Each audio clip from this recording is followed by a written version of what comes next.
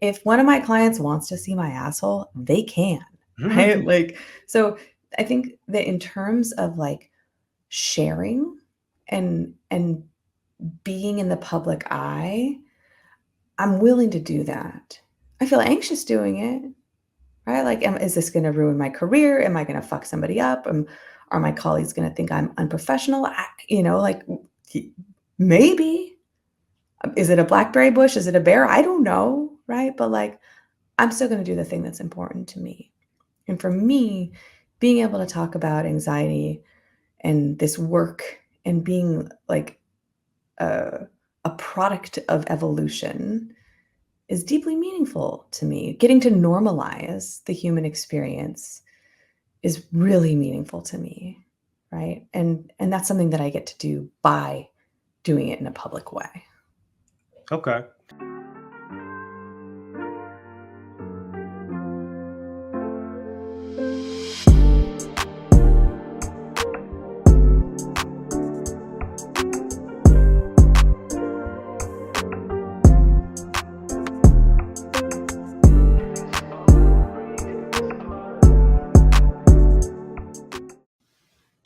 What's up, y'all? So, look, let me just go ahead and keep it short with you. Did you know that as of 2024, the United States has a literacy problem? 21% of adults cannot read, and 54% of them have been recorded and it has been documented read below a sixth grade level. That is a catastrophe. But that's where I step in. Now, I'm not going to teach the grown folks how to read and write. However, PSA, the Ghostwriting Solution, has now a new package. It's called the Literacy Liftoff, and it caters to 9th through 12th graders who struggle with reading, writing, and comprehension. This new tutoring service will offer vocabulary skills, teaching students how to literally write from the bottom, literally teaching them how to do an introduction paragraph, how to do a hook, how to do a conclusion, how to add a little razzle dazzle, and how to add their own personal touch to it. Okay. Now, you know what you're saying. Well, that's what they go to school for. Absolutely. But as an ex-teacher, the teachers just don't have time. So this program has 3 different packages from 3 different sets of hours that you can take. So if you're an AP, a principal, the student who needs help, the parent of the student, or you just know somebody who needs the help. If you're in the Houston area, you can get in-person tutorials. But if you are not in Houston, there are also virtual options offered as well. So hit me up at my email, theprodigyperspective@gmail.com and or psathepodcast.com, and we will hook you up.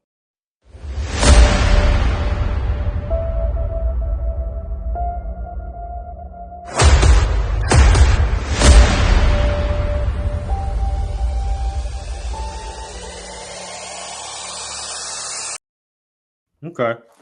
And that's something I'm gonna start practicing for real, because this is the second time I heard this and I haven't done it yet. So I'm gonna get back to doing it. But I will say I noticed a big difference. It was a point where I was doing it and I got distracted. I literally would put my phone on the charger in the living room, so I would have to get up and get it. And I didn't want it in the room at all. And I'm gonna have to get back to that for sure. So take the challenge. I'm telling you, right? Because you doing this, like, I'm gonna get back to that for sure. I call bullshit, right? Like, wow. I call bullshit because we all do that, right? Like, just like I'm gonna get back to not buying hot tamales and keeping them in my little side cupboard in my office, right? Like, truth is, if I'm in the grocery store checkout and hot tamales are at the stand, my hot little hand is gonna go out for hot tamales, and pretty soon I'm gonna have a box of hot tamales right next to my desk. And I just take one little hot tamale and put it in there when nobody's looking, right? And like suddenly, like the whole day goes by and a box of hot tamales is gone, right? Like, and it's not to call bullshit on you specifically. It's calling bullshit on all of us. Right. Like this thing, Brenda is like, oh yeah, we got this. We should get back to that. That was so good for us. We love when we did that, right? But like, we think that, and then we move on to the next thing that like, oh yeah, we should do that too, right? And then suddenly we have this whole laundry list of things that we should be doing. And that feels overwhelming. So we do nothing, right? So take the challenge. Go through the process. See what it's like to walk with me day by day with these like moments of reflection, with these like very specific strategies for behavioral change. See if actually walking through a challenge is like training and if it helps you, right? Like do something new. For sure. Okay, so For someone who may be feeling overwhelmed, this is perfect now for the thought of reducing their screen time because Mm. that's their high. I don't Yeah. smoke weed, I don't drink alcohol, but this is your high. Yeah. What first step would you recommend to begin this journey towards the digital minimalism? Buy the book. Buy the That's the book. first step. Buy the Ta- book. Buy the book. Buy the book. Take the challenge, right? Like overwhelmed is a very specific feeling that needs a very specific skill to address. And that skill is to break down the task into bite sized chunks. The book breaks down the task of changing this very difficult behavior. It breaks it down into bite sized chunks for you, right? So if you're feeling overwhelmed by the thought of letting go of some of your screen time or of changing how you're using social media or anything you're doing with your phone, buy the book. Buy the book. It does it for you. Take the challenge. Take the challenge. And that's funny because this is the perfect segue to our next segment, which is I challenge that. Hmm. All right. So now you developed these unique interventions, which I'm for sure going to do. And I'm telling you, I'm going to do it. I'm going to reach back out and tell you how it goes I hope so. for managing digital overuse, Hmm. which I'm sure people hadn't even heard that phrase before. So, what challenges did you face in creating these methods, and how did your professional background help you overcome them?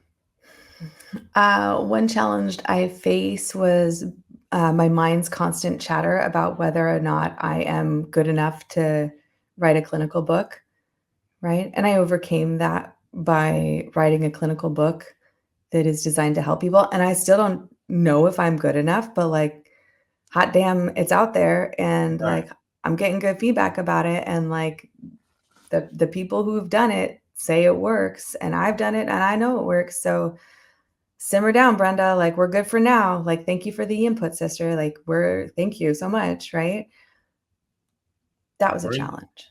for sure. I was gonna say Brenda is a demon. Yo, We need to do away with her permanently. no, but you know what? She really does love me and she really is looking out, right? Like she's just sort of um she's more of a stick girl and less of a carrot girl. Hmm. Okay. Okay. But she's doing the Now best she can. she's doing the best she can. So you obviously have developed this 30-day challenge, and let me say this: everybody has 30 days, so Mhm, keep that in mind. And mhm, it's some about those 30 days. We had a guy on here last season who talked about he went on an alcohol-free cleanse for 30 days, and it changed his mhm. whole life. And Yeah. he went from 30 days to 13 years without drinking. Mm. So can you walk us through what was the first week, what looks like, and how it sets the foundation for the rest of the challenge? Yeah, you bet. So week 1 is all about coming off of autopilot, Okay. right? For most of us, this is just an automatic behavior we've started doing, right? It's kind of like getting in your car and driving to work and suddenly you end up at work and you're like, I don't remember anything that just happened over the past 30 minutes, right? Yeah, for Like sure. I got nothing, right? Um, so the first week is about improving your attentional focus, right? Like how and where are you paying attention? Improving the quality of your attention. Am I paying attention with non-judgment or am I being really judgy in everything that I attend to, right? And about starting to engage with that like space where you have choice, right? So you mentioning like you started keeping your phone in the living room, Yeah, that's creating space so that you have choice. That's a choice point, right? Because now it's the middle of the night and you're like, fuck, I gotta go all the way to the living room to to look get at a phone, TikTok. Yeah, to get a phone. go to Like, bed. now go back to just close your eyes. Read a Patterson novel or something that just like get an economics book that puts you out, right? Just like go to bed. It's gonna be okay, right? But like having that space to make the choice is gonna allow you to see what's actually important to you and to Okay, choose aligned with that. So that's the first week. that's the first week. So now two more questions. Has your program one worked for everyone? Mhm, So yes or no? mhm, yes. Everyone Okay, who does it, it it worked. works. It works. Okay, she got If 100%. if you do it, if you Oh, that's a throw catch. yourself into it, if you read it, very little in your life will change. Right. If you do it, a lot in your life will change. And if you continue to do it, your life will continue to change. But if you just buy this book and read it, don't bother. Okay. And now, this is a good question. We're in the challenge that section because I know somebody wants to know. Yeah. What would you say to and what would your advice be to someone who's a full-time content creator and they say, "Well, this is my job." Mm, it's very compelling, right? Does your job require you to be on call, right? What happens if you have structured time around when you get online? And it's not just when you feel at the whim or when you feel anxious about whether or not you're good enough, Right. right? Because the book isn't about deprivation. Yeah. It's about choosing when you use this. So if you are an online person, if you're a content creator, choose the hours where you're going to create content. And then do it during those hours. And then when you are not in those hours, do your life. Do something else, right? Make your life bigger than just being a content creator. Because guaranteed, your life as a content creator is already changing, right? You might not be a content creator forever, Right. right? Like we have something like 4 jobs on average over the course of our lives, right? So this might just be one of your jobs, Exactly. right? And just the way the economy is going too, you even see like those TV stars. You've done stints on reality TV. A lot of those people get sucked in their lifestyle, and Mhm. it's not. And it's in the economy we're in now. You can't do that. Even actors. It used to be back in the day. It was just like, oh, I'm an actor, and that was it. And you can be a big actor. These people have other businesses, whether they're selling T-shirts, Mhm. bed sheets, Mhm. something. They're selling Mhm. something. They have something else going on. They didn't invest it in something. So, like she's saying, even if you are saying I'm a content creator, and even if you're a content creator for the rest of your life, great. But Great. you're still going to need some other type of job. So Yes. either way, this could be the start for you to get those breaks and create those, windows of times. Okay, after 3 p.m., I don't work on content. So it's all aligning for somebody. E- Even bigger than jobs. Your Right. life is bigger than being a content creator. Just like my life was bigger than being Penny Flame, Right. right? I didn't realize that until I went to rehab and people were like, Jenny. And I was like, who's that? Right? Like, who the fuck are you talking to? Right? Like, I was Penny Flame from the moment I went to sleep to the moment I went back to sleep. There was nothing else.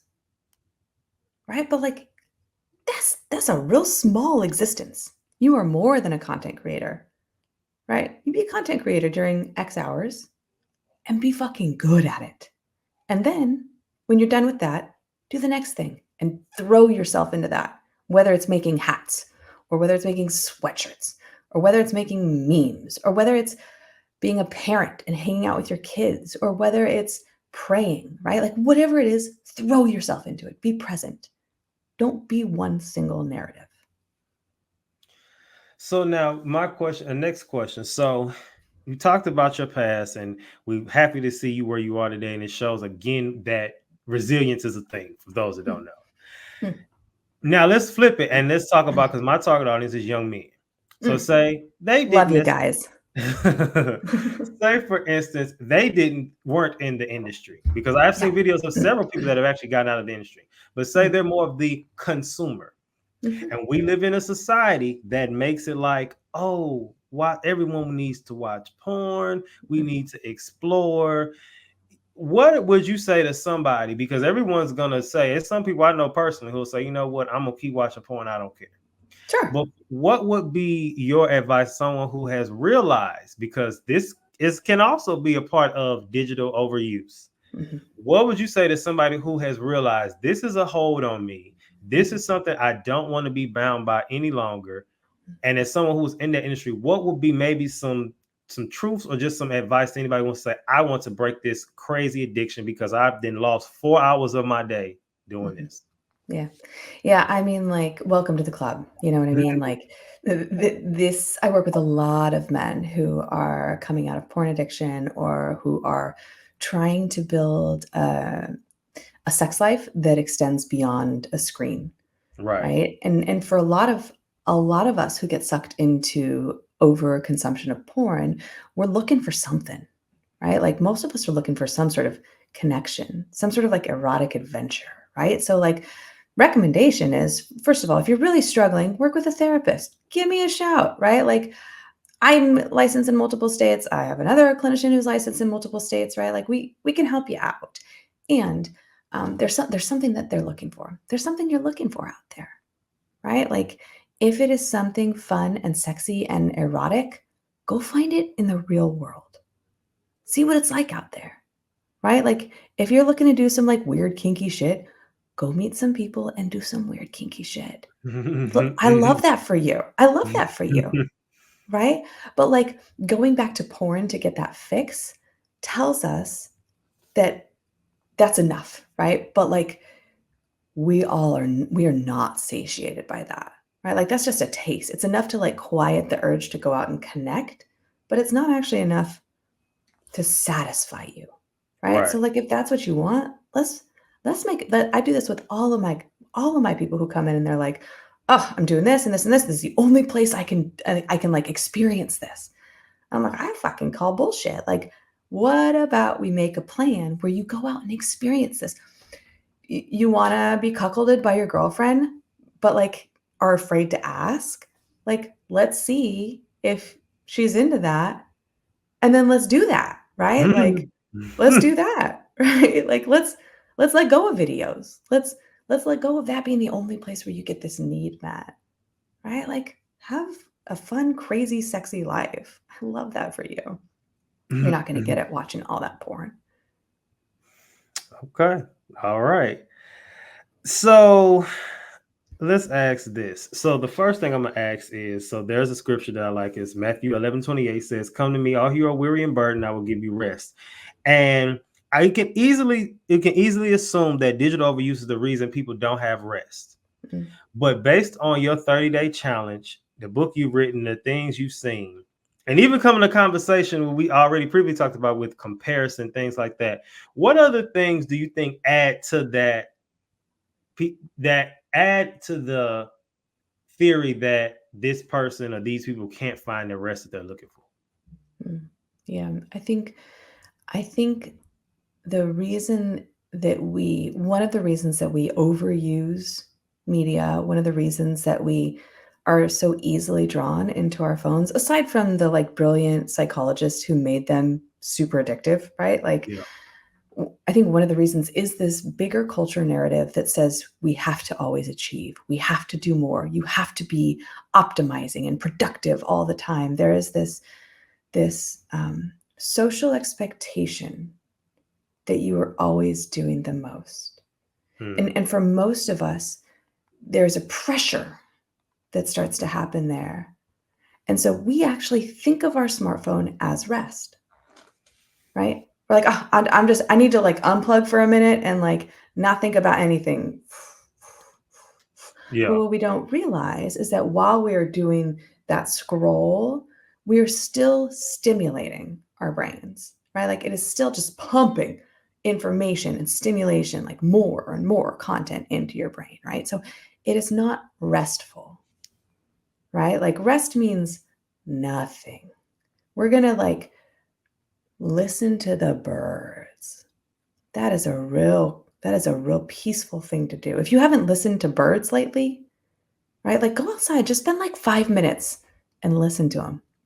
Close your eyes even and just like see what it's like to listen to the birds. Right. Okay. Okay. We always talk about generational traumas, Mm, generational curses, and I've heard stories about people say that every man in my family died before the age of 50.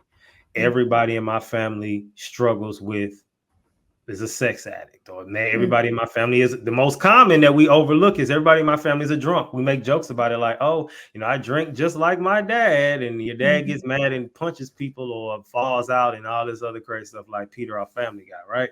mhm.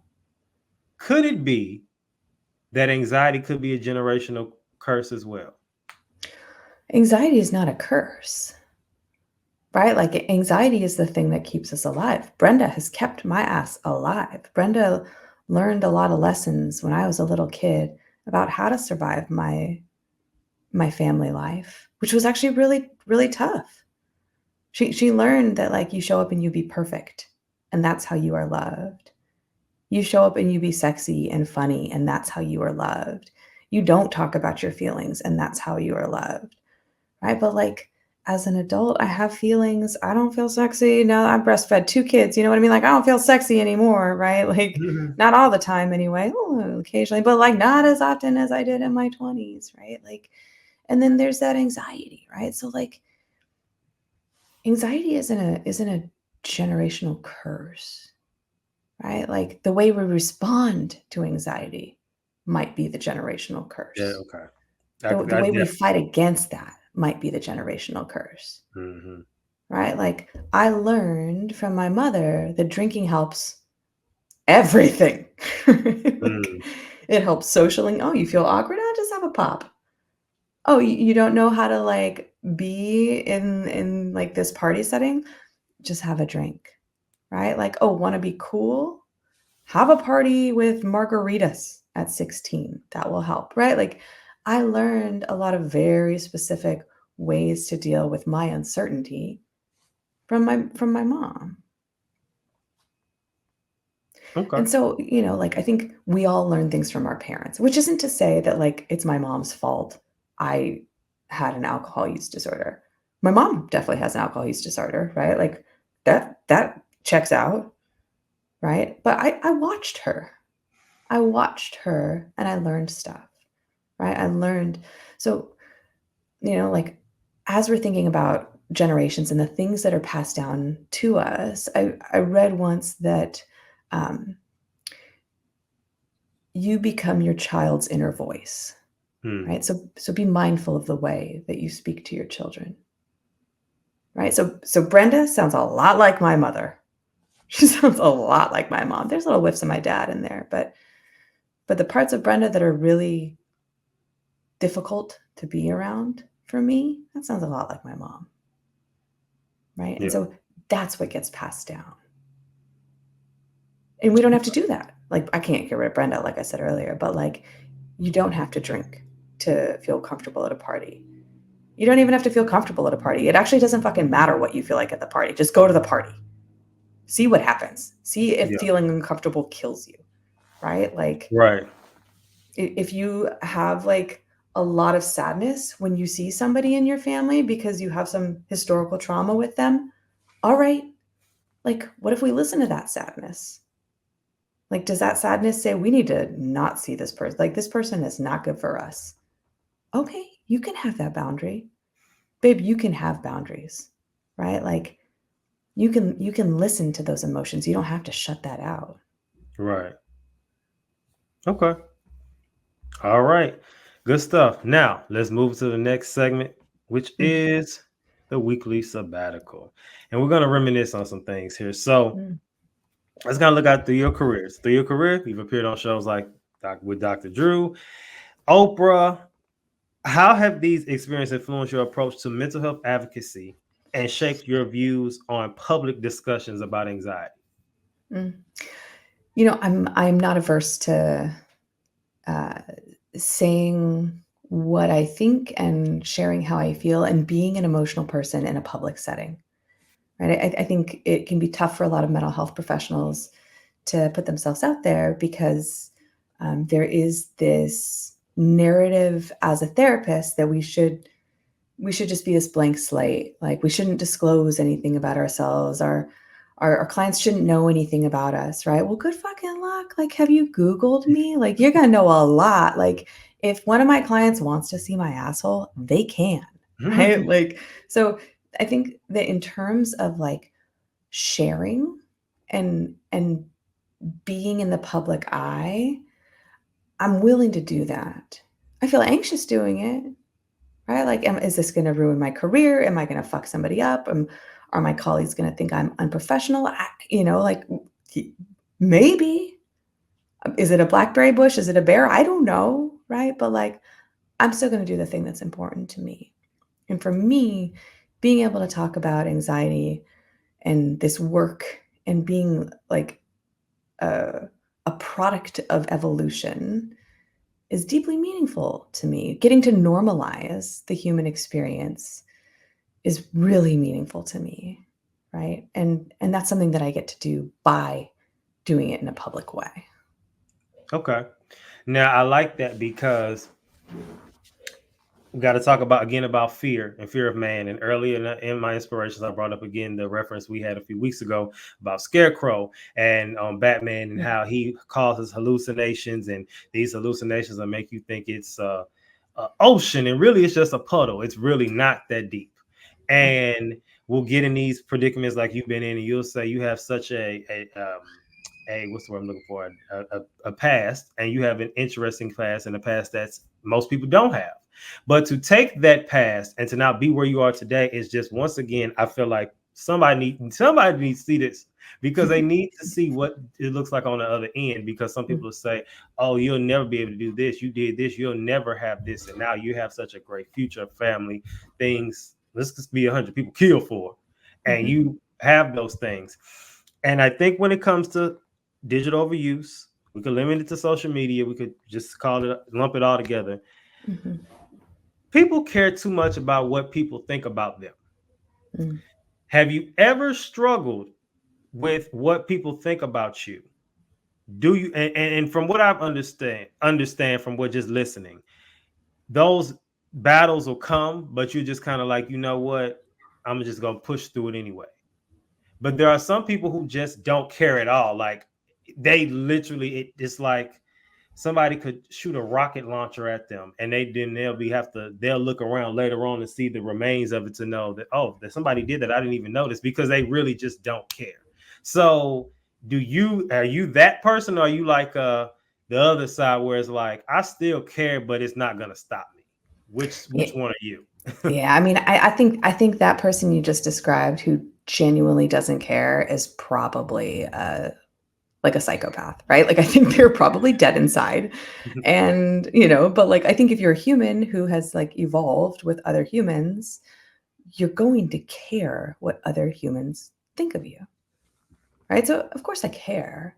I care deeply. Like I right now Brenda is sort of like chattering in the background about like, your armpits are a little bit sweaty, Jennie. There's the possibility that some sweat has gone onto the shirt that you're wearing, and is like, I'm also sitting on a yoga ball, right? So being mindful, don't bounce on the yoga ball high enough for them to see if there's sweat under your armpits.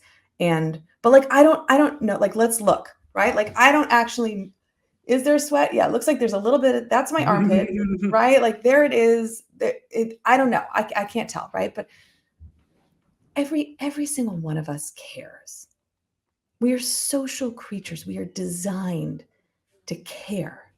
We don't, I think it was, I don't know if it was John Kabat-Zinn or Jack Kornfield, one of these like brilliant Buddhist psychologists who talks about like, we don't live with each other. We live for each other.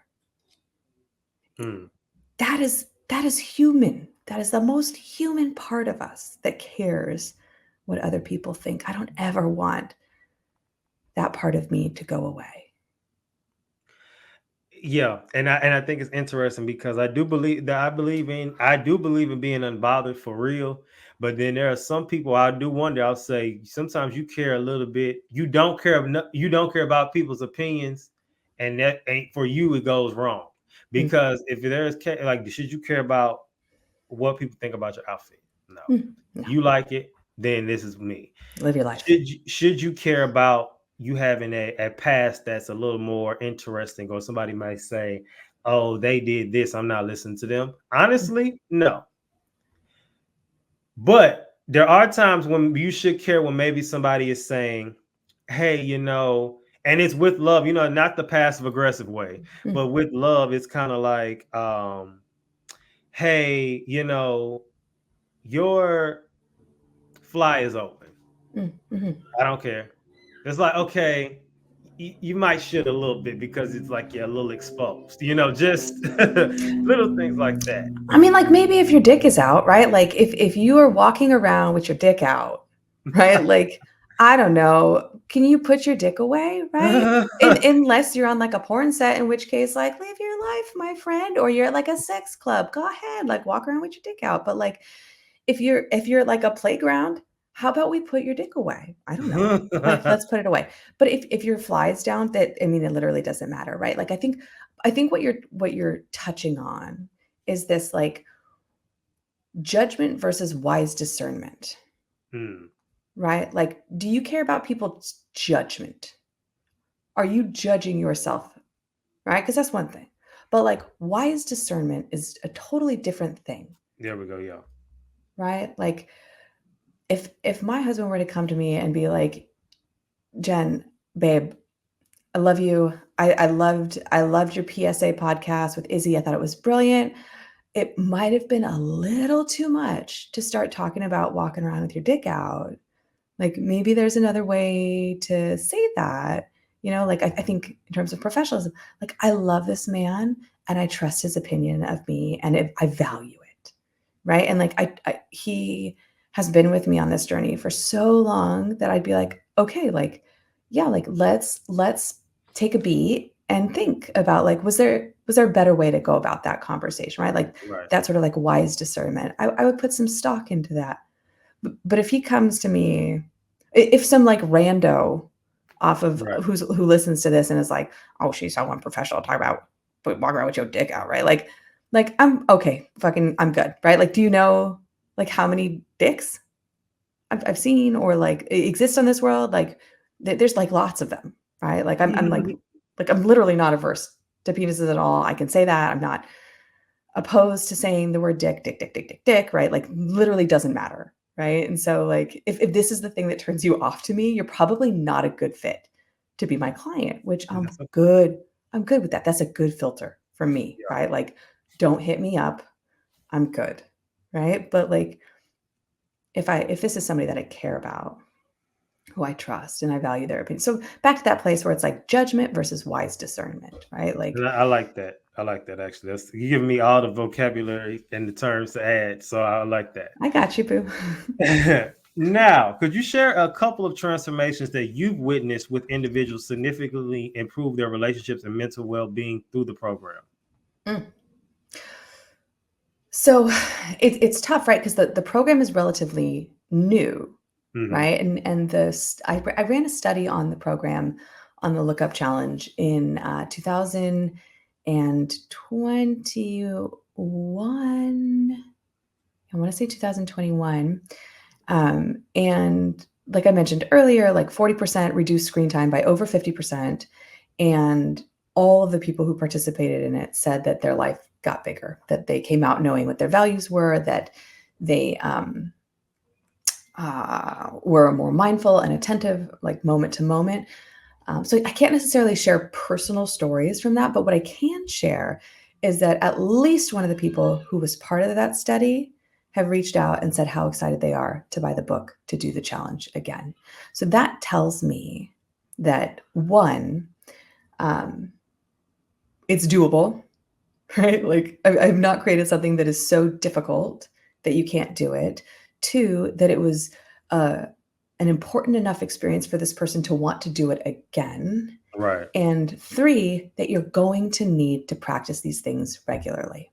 That it's not a silver bullet. You have to keep eating salads in order for salads to make a difference on your waistline, right? Like, it's Mhm. not just one big salad from Cheesecake Factory and you're good to go, right? Like, that's not what this is about. This is about creating long-term sustainable change. And if you do the challenge and you continue to practice the practices in the challenge, then your life will change in ways you can't even imagine. Okay. Now, you want people to be surprised by the interventions in the 30-day challenge, I do. but can you guide us through a few strategies that aim to help us manage screen time effectively? We did talk about leaving the phone in the other room. That's one. You could literally Mm, start that today. mhm, mhm. What are some other strategies just so people can kind of get a feel without revealing too much because you got to get your money? So,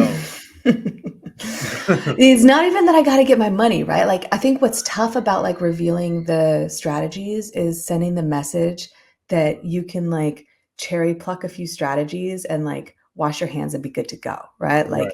Like this is a program for long-term behavioral change, right? And it works through all of these different psychological flexibility processes. What I can do is to give you a little bit of insight about things you can expect to experience in this, so that when you choose to take on the lookup challenge, when you choose to buy the book and go through this experience yourself, you're not so freaked out by the uncertainty of whether or not this book is a blackberry bush or a bear. It's a blackberry bush, just so you know. There's some thorns, but there's like a lot of really great berries. Okay, so one of the early interventions that I love is called point and call. And what this is it is a Japanese mindfulness practice that's used in Japanese train conductors. And what happens is that as Japanese train conductors implement this strategy, they see their mistakes and the errors in conducting go down significantly. Something like 98% of errors get reduced by implementing this strategy. And what it is to narrate your phone use aloud, right? That's a mindfulness strategy. So you are, grab your phone right now and you can see what it's like, right? Like if you're listening to this right now, grab your phone. So Jenny's picking up her phone. She has a meeting from her assistant who's like, where are you? She's scrolling. There's actually a bunch of different, okay, that's overwhelming. There's like way more emails than I want to see right now. Jenny is clearing all, clearing all, clearing all, gonna do show less, clear all, being done, putting the phone down right now. Right. Mm. And so having this sort of practice, and it's just one day, you'll probably feel a little bit obnoxious doing it because it's a little bit of an obnoxious thing to narrate your phone use all day, right? So notice that too, right? Right. Notice if you're feeling embarrassed as you do it, because that tells you that you're doing something in your phone that you don't really want to share with other people, right? Like Mhm. that's curious, right? But what this does is it'll help you from making cognitive errors. It'll help you not make the errors that you would make otherwise, right? So like you pick up your phone to check your email, suddenly you're on Instagram. How the fuck did that happen? Yeah. Right? It's slippy. It's super slippy, right? Yeah. And it's designed to be that way. It's a beautiful thing. All the buttons look alike, right? Like the ones that are shiny, those are appetitive. I want to click those. And then suddenly we are scrolling on Instagram. So point and call is one day, it's one mindfulness strategy that helps you to come off of autopilot, right? It's also not a strategy that you're going to use every day for the rest of your life, right? And so it's one day of intervention. Another intervention that I really like is to name your phone, right? So in the addiction world, a lot of us name our addict. I've named in my psychotherapy, I have almost every single one of my clients name their mind. Brenda is mine in case she hasn't freaked you out already enough. I've known some like Puzzle Brains, Phyllis. There's a lot of old timey names. I know some people who have full committees at work up there. They are very busy trying to pass legislation that never actually does anything, right? Like, so that's a really creative strategy to help you get a little bit of distance from this thing that is this. So my phone's name is Jolene. She is always trying to take my man, right? Like, and my man is my time, right? Like that is, Mhm. she wants my time, but like, please don't take my time, Jolene. My sister named her phone Sauron from Lord of the Rings. Just this like ever-present eye that is like always looking for her. Like, where is she? And she feels the pull toward it all the time, Right. which I Right. thought's brilliant. Um, there's another experience in this. So there's a full week of doing meditations, right? And there's one meditation that's really focused on acknowledging some of the moments that you've missed because you've been stuck in the phone and allowing yourself to sit with that pain and that discomfort in hopes that it opens the door to you making some longer term behavioral change, right? You got to acknowledge what's going wrong in order to make some change. If your cholesterol is high, if you're got type 2 diabetes, you got to like sit with that. Like that fucking sucks, Right. right? Like if you really want to change your health, You got to let the pain of that be with you. And then suddenly you can start monitoring. I really want to get this under control. I'm going to get one of those diabetes monitors, put it on my arm. I'm gonna start taking my blood. I'm gonna be thoughtful about when I'm eating food and what foods I'm eating. I'm gonna be really careful, right? So it's another practice that allows you to start to cultivate that openness to making change. So there's a bunch of different beautiful interventions in this. They all build on each other. And again, like I said, I hesitate to share them, not just because I want to get my money, which, like, okay, sure, right? Like, I want you to buy the book. I want you to actually do it. I don't want you to hear, like, oh, Jennie said I named my phone and I'm fucking good to go, right? Like, and then everybody's out there, like, calling their phone Jolene or whatever, or Brenda, right? Like, Yeah. you're gonna have to do more than that. Just like when I called bullshit earlier, when you're like, "Oh yeah, I'm gonna start putting my phone." I should do that again, right? Like, should never got anybody to the gym, right? Should never ordered one salad, right? Like, in the therapy world, we talk about should as like, "Oh, you're shitting on yourself."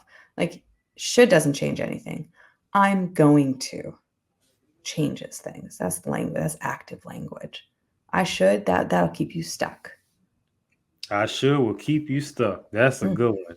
Now, finally, we had a great conversation today. So, my final question mm. would be: where can our listeners find more information about your work, your book, and your work, and if they want to take the first steps towards digital minimalism?